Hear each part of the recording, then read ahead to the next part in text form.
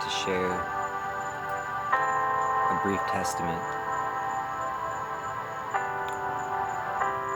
of the relationship with our Creator God and of my personal relationship and experience with Jesus.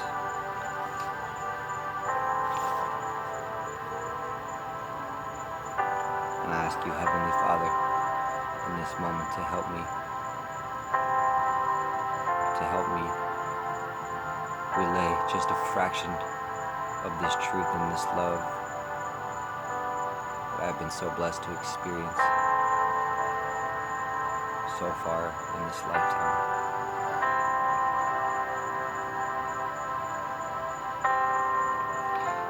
May my words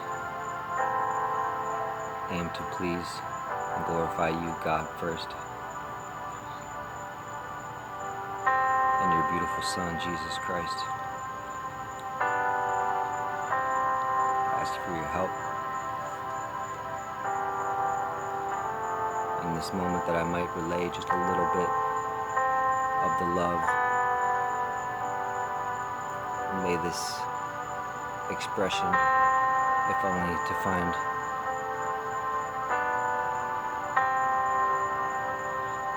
one heart at this time,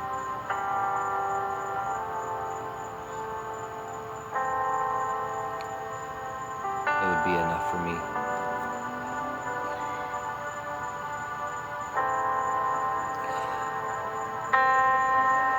I grew up in a suburb in Cincinnati, Ohio. You could say I was raised Christian, and I did go to church. I attended some Sunday school. I'm a child of a Christian family. But to me, God has to be personal.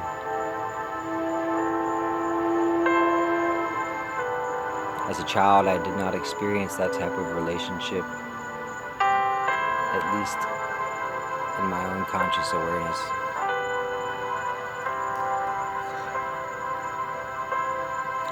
I was baptized. I don't remember what age.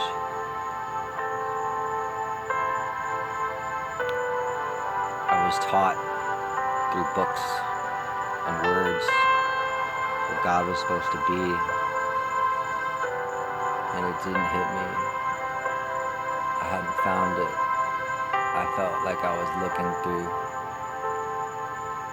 empty pages, empty words of people's own volition versus the true experience, the direct experience of relating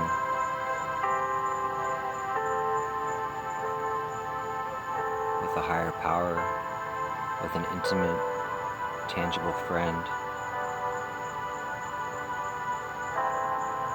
We hear that God is supposed to be the greatest love we'll ever come to know if we are so blessed.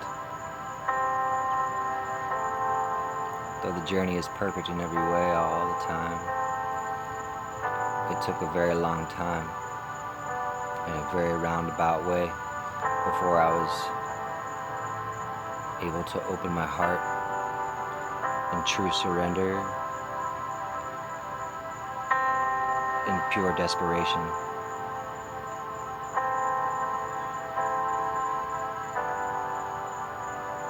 To a love I finally believed was there, undeniably, without a doubt, unshakably. I strayed from church. I strayed from God. I turned my back on everything, my friends, my family.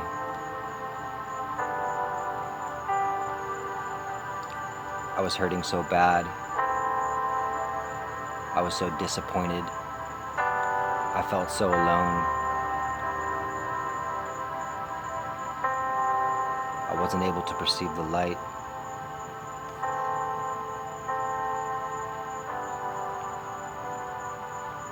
I cursed the name of Christ.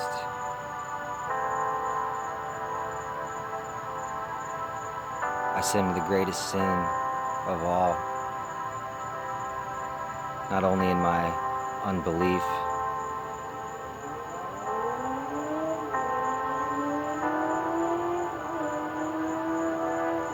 but also through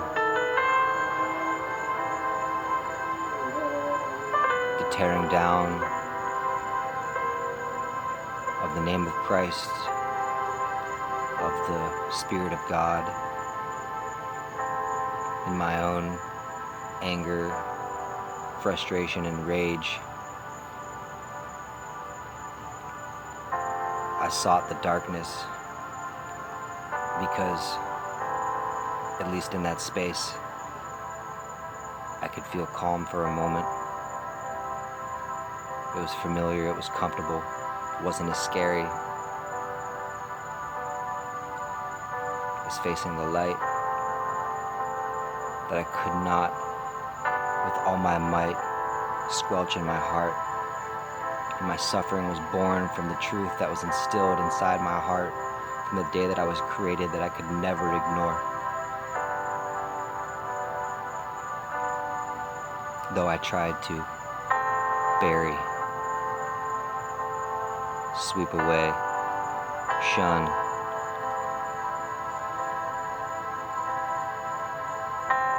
I tried to take my life a number of times. I was successful for a good while. I overdosed intentionally.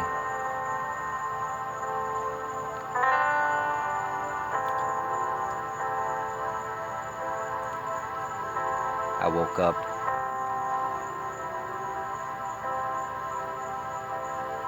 to the sight of blood pouring from holes in my apartment walls, not knowing what had happened to me, not knowing where I'd been, where I'd gone, how I came back.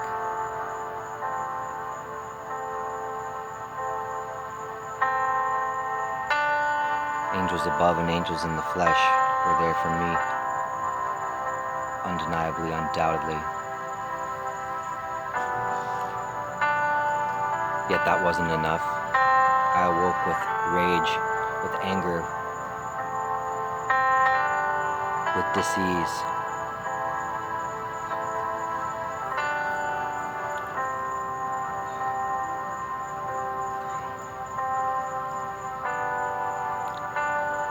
Through powers greater than myself, I eventually found myself in a rehab. I was able to make a surrender that was encouraged by the choice of preferring treatment to jail. Somehow in my heart I knew that that was my only shot at any shot in this life. And it would still be years before a personal relationship with Christ became real to me.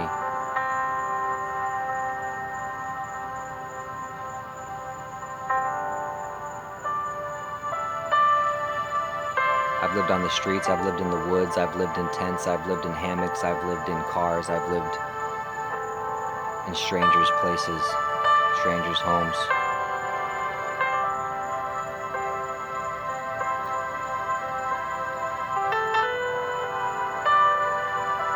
My whole life changed through the practice of yoga, meditation, 12-step programs. Yet these things still could not fill the dark hole in my heart, the questions of my soul. And so I kept walking intentionally, but aimlessly at the same time. Looking back, I can see the Lord's hand in every way, in every area of my life. And it's so beautiful to embrace that darkness, to experience that slumber, or without it, there is no beauty, no true beauty.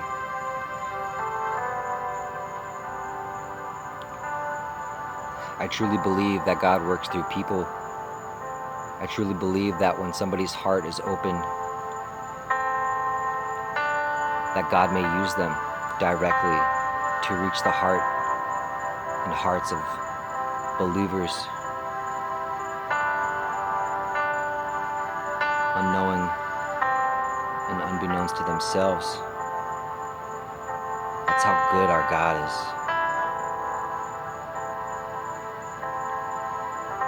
I began to notice crosses, signs of Jesus, everywhere I looked, on pavement, on trees. I'd be sleeping in the forest and I'd wake up and find only the sight of crosses, sticks,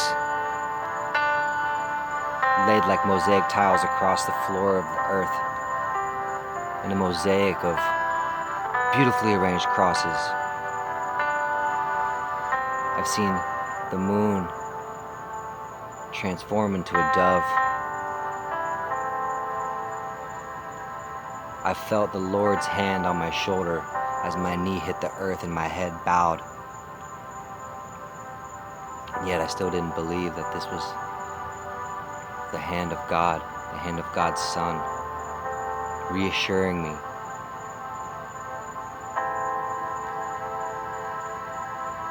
that if I continued to seek God, whatever that might be, with an open heart,